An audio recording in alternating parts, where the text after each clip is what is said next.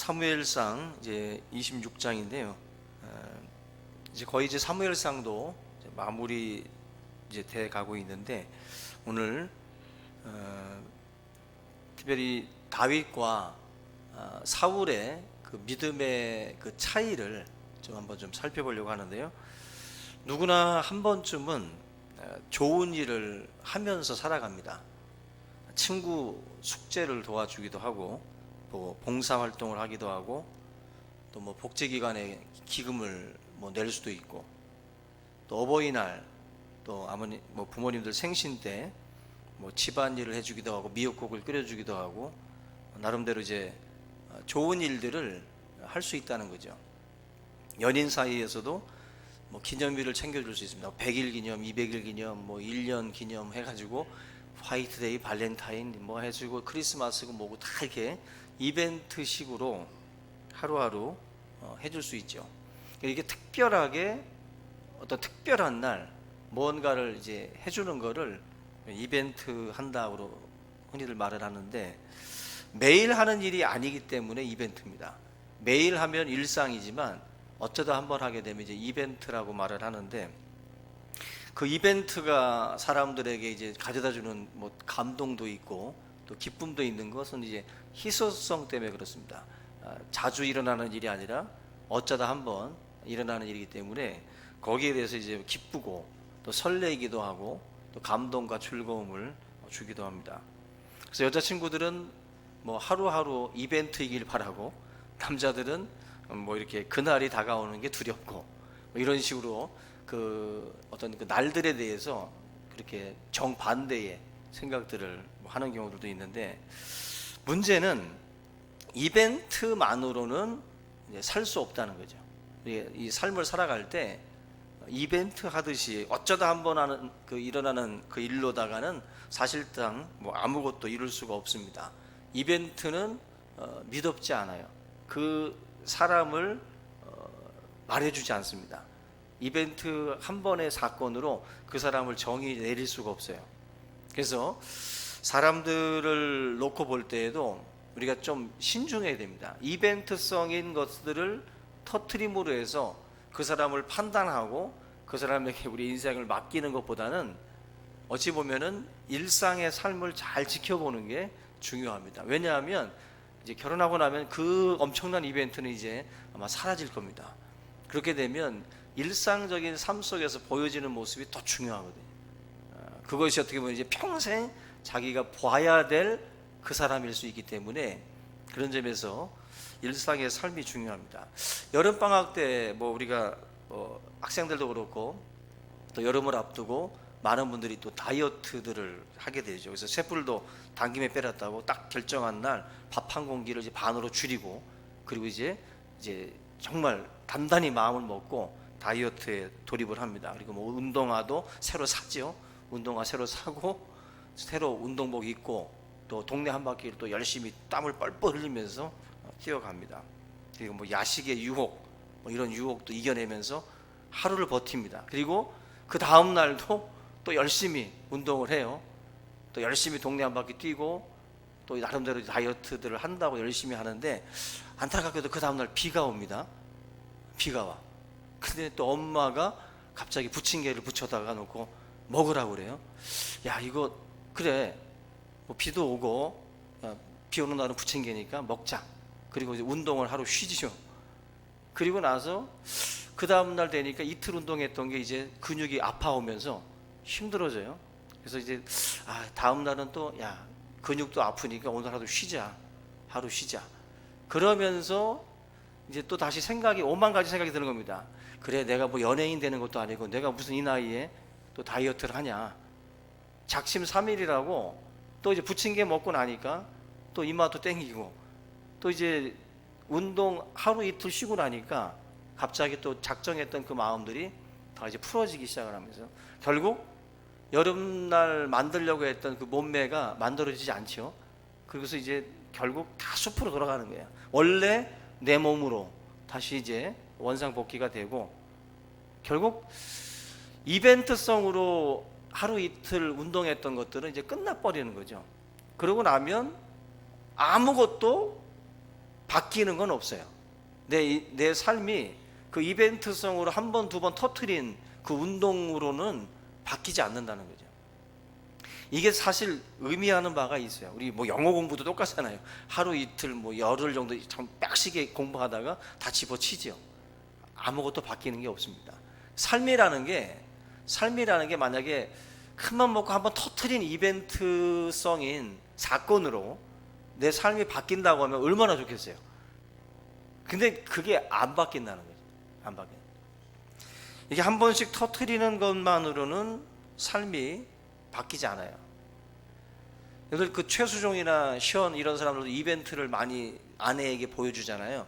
근데 그 사람들한테는 그게 이벤트가 아니더라고. 우리가 볼 때는 이벤트인데 그 사람들은 이벤트가 아니에요. 왜?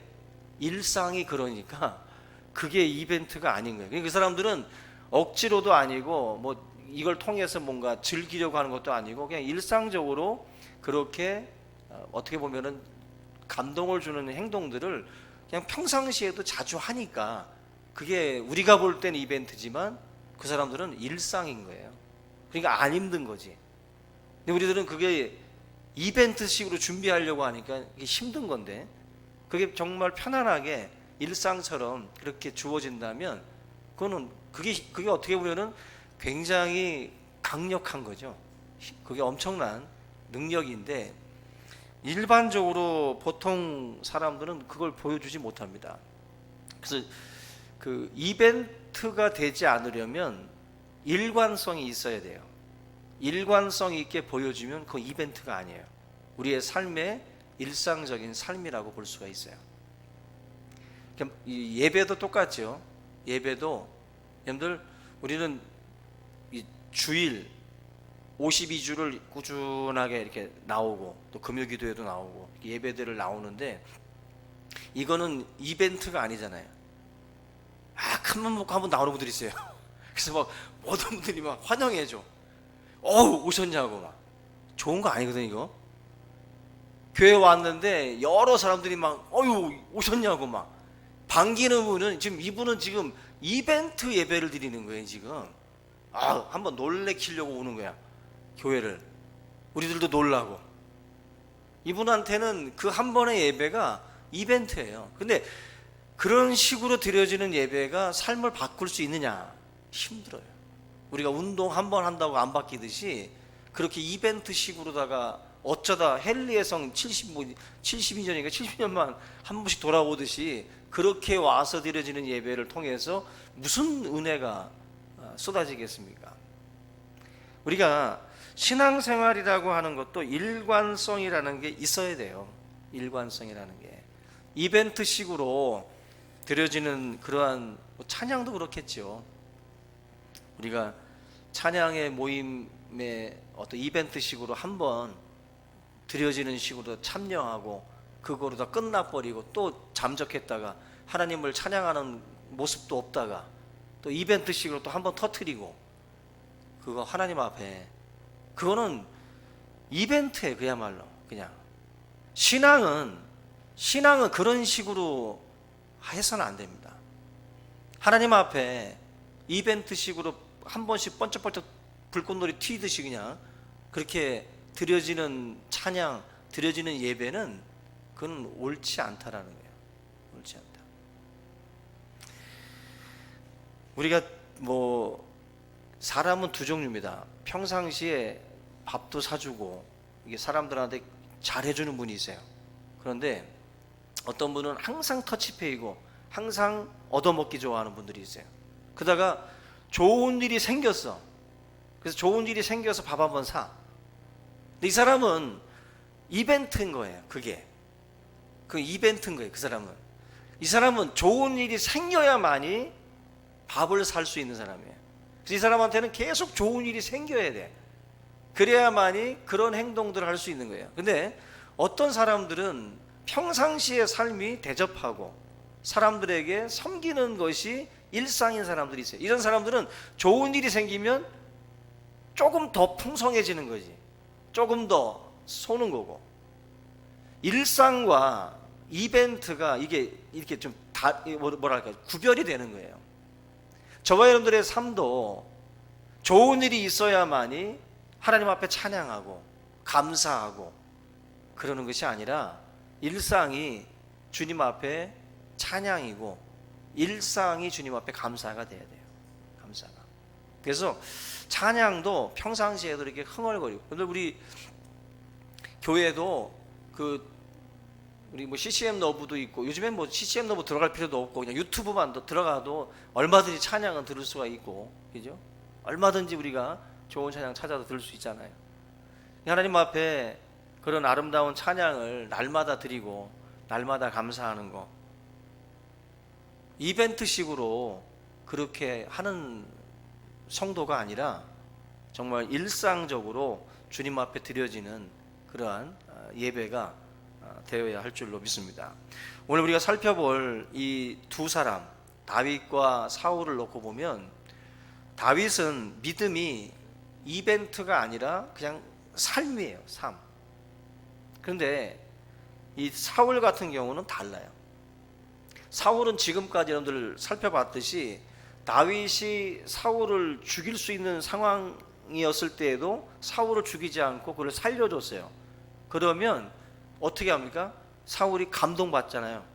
감동 먹고 이제는 맹세까지 하면서 하나님과 언약을 하면서 내가 다시 너 죽이지 않겠다, 이제 믿음대로 살겠다고 회개하고 돌아가죠.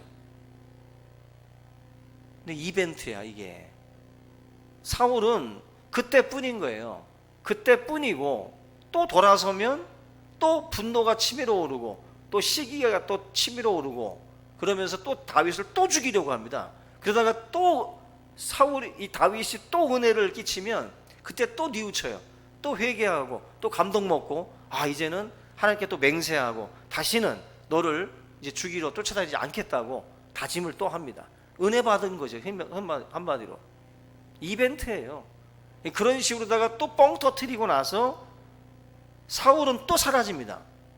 근데 또 여지없이 또 다윗을 죽이겠다고 또 달려들어요. 믿음이라는 게 일관성이 있어야 되는데 사울은 일관성이 없어요. 믿을 수 없는 사람으로 지금 존재하는 거예요. 여기서는 예했는데 돌아서면 또 아닌 거예요. 여기서는 맹세했는데 또 휴지 조각처럼 또 금방 또 던져버리는 존재가 바로 이 사울이에요. 그래서 지금 이 사울과 다윗의 이 모습을 보게 되면, 사울은 다윗 사냥을 안 하면은 직성이 풀리질 않아요. 그래서 다윗을 또 쫓아야만이 직성이 풀리는 그런 성격의 사람입니다. 근데 그때마다 살려주는 거예요. 근데 21절을 한번 잠깐 보세요. 21절에 보면은 이 회개하는 장면이 나오잖아요. 사울이 이르되 내가 범죄하였도다. 내 아들 다윗아 돌아오라. 네가 오늘 내 생명을 귀하게 여겼은지요 내가 다시는 너를 해하려 하지 아니하리라. 내가 어리석은 일을 하였으니 대단히 잘못되었다. 지금 이 장면은 과거에도 했던 장면이에요. 엔게디 광야에서 다윗이 사울을 살려줬을 때도 했던 그 말입니다. 근데 그 말을 또 하고 있는 거예요. 또 하고, 자기가 잘못됐다. 사울의 반성은 어디까지나 이벤트예요. 그냥 순간적으로 감동받고 순간적으로 죄책감에 사로잡혀서 감정적으로 나오는 그런 그 정도의 고백이지, 진심으로 다윗을 해치려는 마음을 버린 게 아니에요. 이게 요 상황이. 그래서 사람들 가운데도 이 비슷한 성향들이 저는 많다고 봅니다. 우리가 신앙생활을 하면서도 이런 식으로다가 하나님 앞에 와가지고 또 금방 또 잘못했다고 또 이렇게 회개했다가도 또 손바닥 뒤집듯이 또 금방 뒤집어지는 사람들이 있어요. 이 사울하고 영락없이 똑같은 길을 가는 겁니다. 16절, 19절 이 내용들 보시면은 뭐 쫓지 않겠다고 맹세도 하고, 또 뭐 심지어 우리 집안 잘 부탁한다. 이제 장래에 어떤 권력을 쥘 다윗에게 자기 집안도 이제 부탁하는 그런 일들까지도 사울이 하게 되는데 또 다 잊어버립니다. 언제 다윗 사냥을 포기하냐면 27장 4절에 가서 보면은 이제 블레셋으로 이제 다윗이 도망을 가게 되는데, 그 소식 듣고 나서 이제 그때 이제 포기를 하게 돼요. 다윗은 사울과 비교해 보면은 좀 다릅니다. 일관성이 있어요. 일관성이. 지금 26장 3절 보시면 23절 여호와께서 사람에게 그의 공의와 신실을 따라 갚으시니니 이는 여호와께서 오늘 왕을 내 손에 넘기셨으되 나는 손을 들어 여호와의 기름 부음을 받은 자 치기를 원하지 아니하였음이니이다. 그러니까 지금 23절 말씀도 많이 봤던 말이잖아요. 앞전에 엔게디 광야에서 다윗이 했던 그 말인데 그 말을 또 똑같이 이 상황에서도 비슷한 상황이지만 똑같이 또 이 말씀을 하고 있다는 거예요. 그러니까 재판장 되시는 하나님께 이 문제를 맡기는 이 일관성이 다윗은 계속 있어요. 앞전에는 그렇게 했지만 이번엔 못 참겠다, 이번엔 아주 요절을 내야지 내가 못 참겠다가 아니라 일관성이 있어요.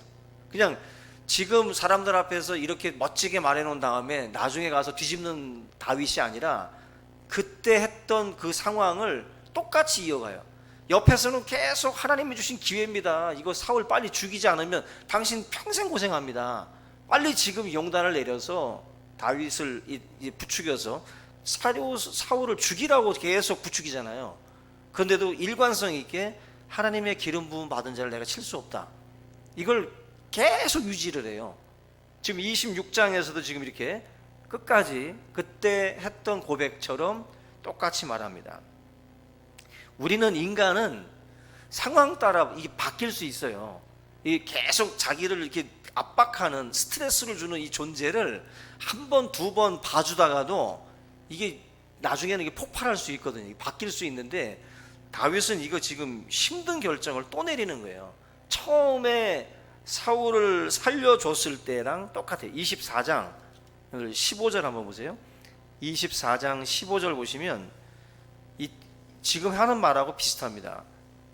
그런즉 여호와께서 재판장이 되어 나와 왕 사이에 심판하사 나의 사정을 살펴 억울함을 풀어주시고 나를 왕에서 건지시기를 원하나이다. 이 고백을 24장에서도 하고 있는데 똑같이 지금 26장에 와서도 똑같이 하고 있다는 거죠.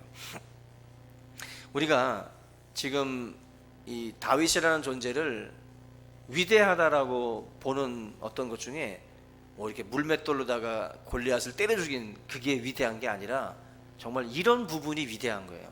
이런 감정을 조절하고 자기 마음을 지키는다는 게 이게 힘든 거거든요. 이게 여러분들 지금 우리가 교회 생활하면서도 내 감정 건드리는 사람들 있잖아요. 그 얼마나 그 고통스럽고 얼마나 이게 지금 참 신경 쓰입니까? 그럴 때 이 감정을 조절한다는 게 쉽지 않아요. 쉽지 않아. 근데 그때 이 다윗이 지금 보여주고 있는 이 부분이 참 위대한 거예요. 이 부분이 하나님의 이 말씀을 끝까지 붙들 수 있다라는 것. 우리 앞전에 봤던 그 나발이라고 하는 그 어리석은 자가 다윗의 어떤 그 마음을, 심기를 계속 건드리는데도 400명에게 칼을 채워서 그를 요절을 내려고 했다가 결국 아비가일의 말에 순종하고 그대로 칼을 내려놓는 것, 그것도 결국 하나님께 맡기는 거죠. 하나님께 맡겼다가 결국 열흘 만에 나발이 즉사하잖아요. 결국 하나님 앞에 온전히 맡길 때 승리가 있다라는 것을 뼈저리게 다윗은 그 사건을 통해서도 깨닫게 됩니다. 그러면서 일관성 있게 이 다윗이라고 하는 이 사람은 사울에 대해서 계속해서 하나님께 맡기는 거예요. 판단을. 내가 우리 그 야고보서 4장에 보면은 우리는 율법의 준행자지 우리는 그 입법관이 아니에요. 우리는 하나님의 율법을 지켜 행하는 것이 우리의 역할이지 우리가 그 어떤 그 주관자가 돼가지고 잘했니 못했니 판단하는 판단자가 우리는 아닙니다. 그걸 야고보가 말씀하고 있어요. 그러니까 우리가 어떤 사람에 대해서도 우리가 다른 사람 신경 써가면서 할 필요가 없는 거죠. 예를 들어서 제가 새벽에 말씀드린 것처럼 그 100m 달리기를 할 때 동시에 스타트를 할 때 누군가가 실격을 할 때가 있잖아요. 뭔가 잘못 출발할 때. 그때 옆에 선수들이 얘 잘못했어요, 얘 먼저 튀어나갔어요 말하지 않잖아요. 그죠? 그냥 가만히 있으면 돼요. 심판들이 알아서 실격 처리해 버린다고. 그죠? 경기에 임하는 선수들은 그냥 자기 라인에서 자기가 할 것만 집중하고 있으면 돼요. 이 사람이 잘못했으면 심판관들이 다 알아서 처리한다고. 그죠? 어떤 경기를 할 때도 선수들이 과도하게 흥분할 필요가 없어요.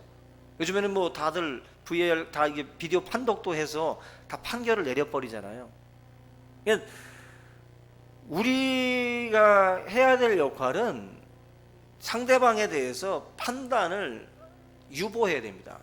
내가 괜히 시시비비를 가리려고 하지 말고 그냥 하나님께 맡기고 우리의 역할을 감당해 나가는 것, 그것을 성경이 말씀을 해요.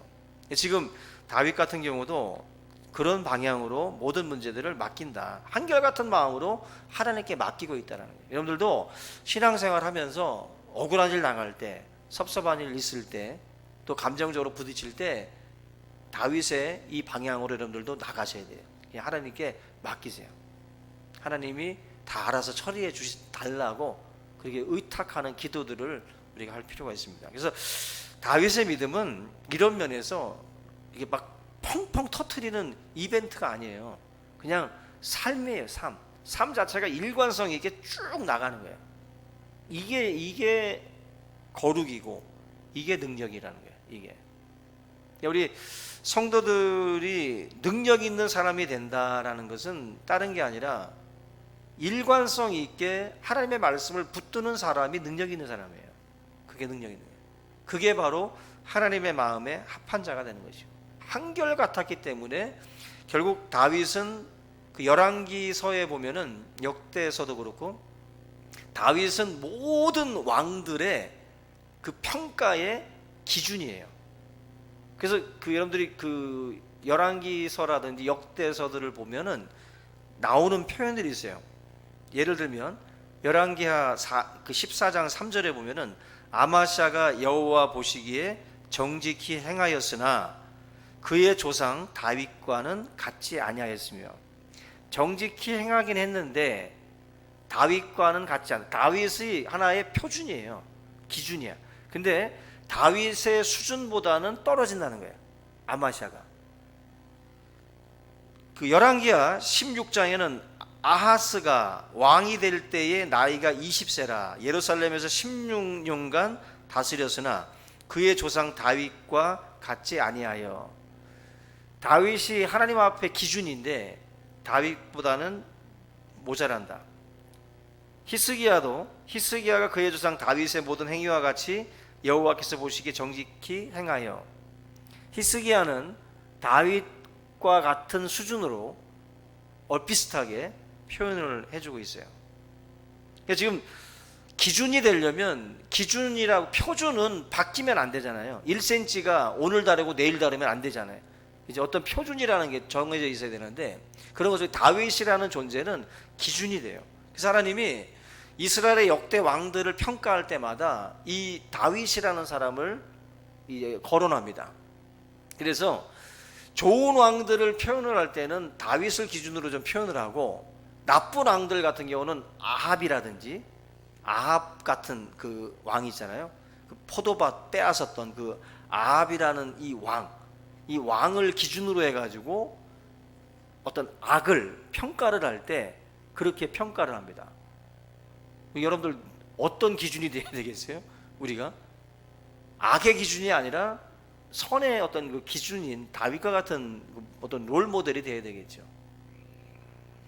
우리 교회 성도님들이 신앙생활을 할 때 그런 기준이 되는 존재가 된다라는 거 참 영광입니다. 그죠? 영광이에요. 여러분들이 그런 어떤 그 기준, 이 기준이 되시기 바랍니다. 기준. 다윗이 기준이 됐던 이유는 다른 게 없어요. 바로 일관성 있게 하나님의 이 심판, 하나님께 모든 것들을 맡기는 그 신앙을 보여준 것, 그것이 다윗을 위대하게 만들었던 기준입니다. 여러분들, 이벤트라는 것은 사실 가끔 필요해요. 그걸 통해서 각성을 시키기도 하고 뭔가 이렇게 우리를 다시 한번 이렇게 좀 올려주기도 하는데, 그것을 통해서 이제 일관성 있게 나가는 것이 이제 필요한 겁니다. 그걸 통해서 지속적으로 일관성 있게 뭐 찬양의 어떤 뭐 찬양 대회나 뭐 찬양제가 있었으면 이걸 통해서 찬양의 어떤 그 결로 쫙 나가는 거.